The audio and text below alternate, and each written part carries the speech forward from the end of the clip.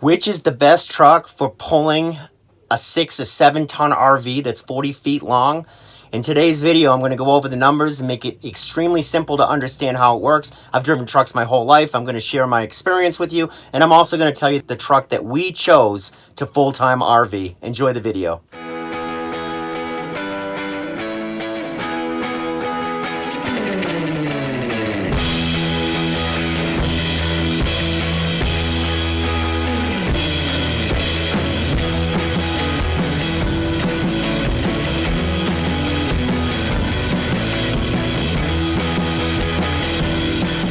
Back to the RV Odd Couple. My name is John. And I'm Mercedes. Long story short, we sold all of our possessions to RV Fulltime with a toddler and a dog. And if you're new, please subscribe. Join our Odd Squad as we travel across America, sharing our experience, tricks, tips, the good, the bad, the ugly, all of it. That's right. And in this video, I'm going to talk to you all about the truck and the truck weight because I'm such an expert in that. Just kidding. Actually, we want to do a video about the importance of the truck that you're using to pull your RV. And I've driven trucks my whole life. I love trucks. You know, I'm not stuck on one brand. The perfect truck is a unicorn. It doesn't exist. And it's a Cummins diesel with a Ford body and chassis, right? Pretty solid.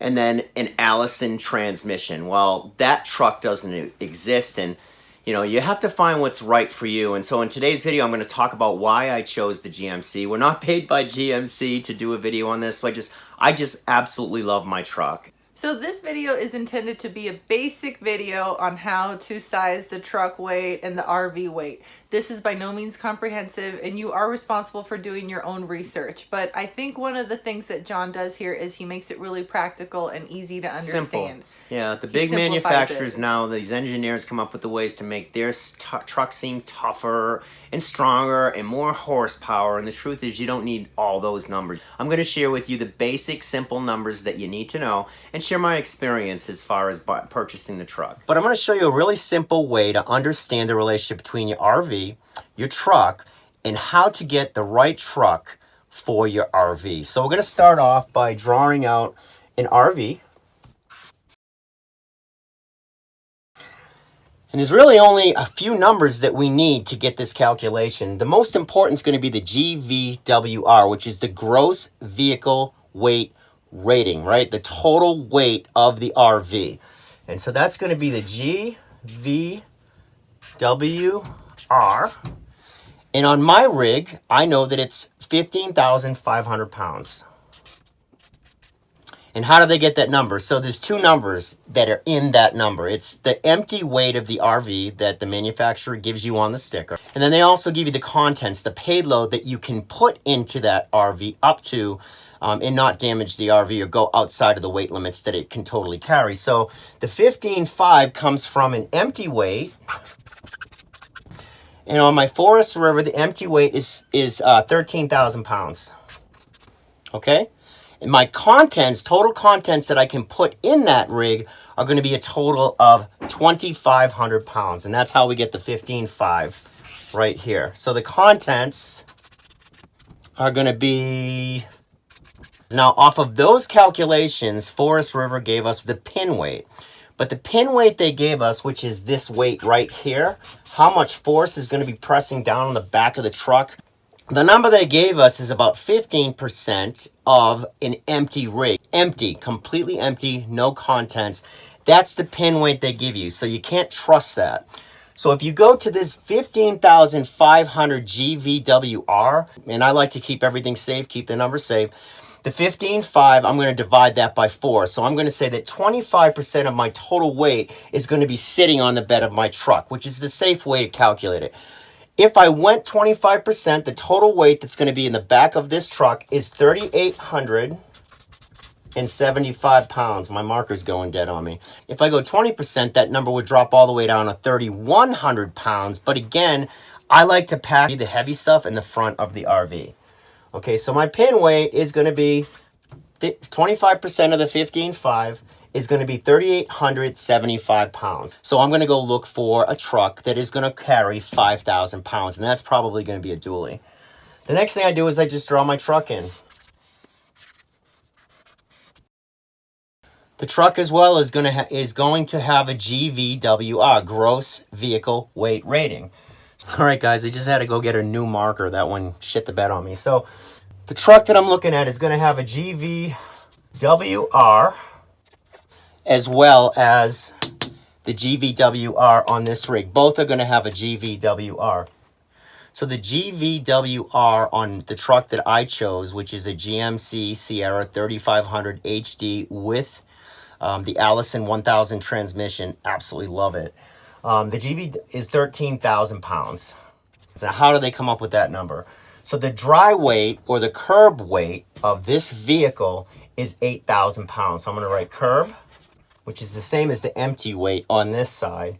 The curb weight on this is 8,000 pounds, okay? And then it allows me to put 5,000 pounds of contents as a payload in the truck, the total truck, okay? So that's going to include the occupants, and it's going to include the weight of this that is going to push down on the back of the truck. And by looking at that, I can see that I've got about 1,125 pounds to play with after I place this rig on the back of this truck. So the contents, or the payload, it's probably a better way to say it is the payload, is going to be 5,000 pounds with dual rear wheels right here, okay? And I did go dually because you get an extra 1,000 pounds. So a few other things to consider at this point is you don't want to undersize your truck, and you certainly don't want to oversize your truck the opposite way. This truck has a 5,000 pound payload capacity. The back of my RV, or the pin weight, is 3875, which means that I have 1,125 pounds of additional payload that I can place in. So we've got myself, my daughter, my wife, and the dog, and between us we're about 400 pounds. So that leaves us about 725 pounds left, which I actually have 2 generators that I carry with me in the back of my truck and a few tools. So I've got plenty of weight to spare. But you don't want to oversize the vehicle, right? So why would I want to buy a truck that can carry 7,000 or 8,000 pounds, okay, when I'm only carrying about 4,000 or 5,000 pounds? I wouldn't want to do that. And the reason why I don't want to do that is because if you drive in these trucks when they don't have any weight on them, they feel like a commercial truck. They are stiff, they're hard. The other thing that I would highly recommend is that you get an 8-foot bed if you're going to be pulling a fifth wheel. It's just a lot better. The only other number you're going to want to look at is the maximum trailer weight to pull with my fifth wheel, and ours is actually 23,000 pounds. Okay, so this being 15.5, 23,000 pounds, what it does is it just gives us a little bit of room. My rig is 15,500 pounds. That's completely loaded with all the contents that my wife and I put in the rig. My truck holds 5,000 pounds. And by adding that dual wheel, I added an additional half ton of payload to the total payload that this truck can carry. And then always check your total trailering weight, or the maximum trailer weight that truck can pull. And in my case, it's 23,100 pounds. 23,000 is close enough for me. So after I figured out a way to talk Mercedes into the idea that we needed a new truck to pull a fifth wheel that would make her feel comfortable living in full-time, which is 41 feet, 7.5 tons, I tried to explain to her that I needed to get a new truck, and she didn't believe me at first. She thought we could just pull the rig with I think we had a Chevy Avalanche at the time. Well, in my defense, he also insisted on getting a drone. He's like, we need a drone. Okay, so I had good reason to suspect him. I'm like, he just wants a new truck, you know? And what it was, though, that really hit home was when he said, honey, I might be able to pull the fifth wheel, but I don't know if I can stop it. That's a big deal. That's a really big deal. So once I got her blessing to go out and pick out the truck. And so I'm going to share with you guys my findings and what I found when I test drove all these vehicles. And one of the problems that I had was you can't just go ahead and get a new truck and then throw a fifth wheel rig on it and pull it around and see what it's going to do. You really do have to do your research online. And in the description, I'm going to leave a link to the site that I use to kind of help me make my final decision. But most of their findings, their assessments of all 3 trucks, I agree with 100%. I looked at 3 trucks altogether. I looked at the Ford, I looked at the Dodge, and I looked at the GMC. The GMC and the Chevy is the same. The Silverado and the Sierra are the same truck with different packages, and I really thought the Denali package was really sexy. So I test drove all 3 trucks. I think the most luxurious feeling one was the Dodge, hands down. What a gorgeous truck on the inside. But it's really sluggish off the line, and it didn't do very well in the testing in those areas. It controlled pulling the rig really nice, but stopping it was a big deal. And also, there were some reviews that it was really loud on the inside. So inside the truck, you're going to hear a lot of the noise from that Cummins diesel. And, you know, I like that. I don't like him being too quiet. I like that feel. But when you've got your family with you and you're doing this full time, we were going to look into make a different decision. The second truck I looked at was the Ford. So I jumped into the Ford, and the first thing that I noticed about the Ford was I loved the captain's chair. I loved all the gadgets and the gadgets in there. I love the view. You really sit up high in that truck. It's a work truck. It's a beast. The 3500 is on the edge of commercial, you know. And in the reviews that I saw, it got pushed around a little bit too much by the load that it was carrying. You know, it didn't score very well in stopping that load. The people that tested it talked about feeling a little bit out of control and less command when you were trying to stop it. But it was a beautiful truck. I got into the GMC, right when I pulled into the parking lot, I saw it and I just fell in love right away.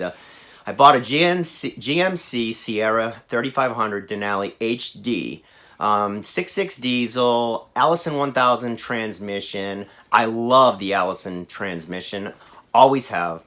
And I got inside that truck. I really dug in to look at the reviews. And ultimately, I chose the GMC because this isn't work. If I was buying a work vehicle, I would probably have purchased the Ford. But being that this is my family that I'm pulling around the country and we want comfort, the GMC scored best in EPA gas mileage. We're getting about 11 miles per gallon inside the truck, which is amazing. What? I used to drive a Honda, so when he's talking about 11 miles to the gallon, that's actually really good gas mileage. It scored best in its class out of the 3 trucks that I've talked about. It was the fastest off the line to 60 miles per hour, and it was the fastest to stop the rig behind it that it was pulling in the test vehicle. And remember, this is only my opinion. I love all trucks. I've owned all types of trucks, but the GMC Sierra Denali just fit us perfect. I'm comfortable with it. I think the biggest thing that I like the most about it is that I was nervous when we were going to pick this rig up because I couldn't believe when you connected the rig to the truck how long it was. But I was shocked after about 20 minutes of driving this thing. You could hardly even tell that the rig was back there. The truck was sized perfectly. You know, cruise control holds your speed perfectly up 6% inclines. It works, but it does the job, and it's not losing speed. And then when you're going down, the brakes, the Allison transmission, unbelievable. I mean, it shifts like butter. It slows that rig down quick. After a day or two of driving it, I felt so comfortable, and I was certain that I made the right choice. Another thing that I really like about the Denali is that the ride is very smooth. I thought that as soon as we attached the fifth wheel, it would be like, you know, all over the place. Yeah, and it's not like that at all. In fact, it's kind of funny because actually when we're connected to the fifth wheel, it's smoother. And I would have thought the opposite, but it makes sense that it actually drives more smoothly when it has the weight that it's intended to carry. And I also like the fact that it is a step up, but it's not one of those monumental steps up like you feel like you're climbing a ladder that some of those big trucks can really have. It's very comfortable. And there have been a couple times where we've had to stop fast and a couple scary situations, and just the truck is handled so smoothly and we've been able to stop pretty fast. Yeah, it gives us all the tools we need to get that rig slowed down extremely fast when we absolutely have to. And so the biggest thing I like about the Denali so far is I love when it pulls great, it stops great. But when I'm not attached, man, it's got power. I can fly around on that thing like it's my Porsche, you know. And the other thing that I don't like about the Denali is the view. When I'm going and taking a left, I really have trouble at night seeing what's there. Same thing on the right-hand side. I'd like to see them put some lights, whether the blinker goes on and lights up that side or bend that light back a little bit. That's the biggest thing that I don't like. One of the most valuable things that we have in our comment section is that a lot of the RV Odd Squad is RV vets, and they just know their stuff. And they've taught us more lessons than anything. I know. So you RV vets out there, if there's anything you guys want to add as far as safely towing and weight and all that stuff, and put it in the comments. Yeah, share your vehicle. We want to hear what vehicle you're using. We want to hear if you like it. If there's a vehicle you don't like, warn people in the comments, because a lot of our viewers are also new and they're getting ready, and they read your comments and they gain a lot by them too. So whether you're new or whether you know what you're doing, let us know what vehicle you're driving with. We're really happy with our purchase. It's great for our family. And we hope that you can use this video to your advantage if you're considering going out and buying an RV. I would suggest you go and you test drive all the trucks. Again, you cannot get in a truck, hook a rig on the back of it if it's brand new. They're just not going to let you do it. And then go out and test drive it. So you are going to have to trust other analysts that put these trucks up against each other and that do this for a living. All right, guys, so we really hoped you enjoyed this video. If you liked it, give it a thumbs up. If you didn't like it, give it a thumbs down. If you haven't yet subscribe, ring the bell. Ding, ding, ding. You'll get notifications when we release a new video, and stay up to date on everything that we're doing. Thanks again for joining us, and we'll see you in the next video. Thank you, guys. See you later. I'm going to be really revealing here. I am not concerned that my husband would ever leave me for another woman. I am concerned that he would leave me for this truck, because that's how sexy this truck is. I love this truck. And I don't blame him, because it's a gorgeous truck. One of the things I do not like about the Denali that I'll report. We're doing good. This is good. This is what it's really like trying to record. There's a train. It's a train running by. There's literally a train back there. Oh my goodness. But Sage likes it. Yeah, She's she like, loves the choo-choo train.